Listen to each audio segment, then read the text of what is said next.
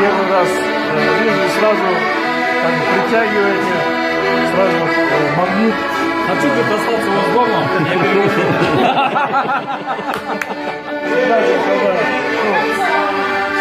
Говорят же, рыбак рыбака видит издалека, как бы сразу, когда вот с машины вышли, сразу обнаружил, что мы споемся, сопнемся. Будет у нас спаянный коллектив.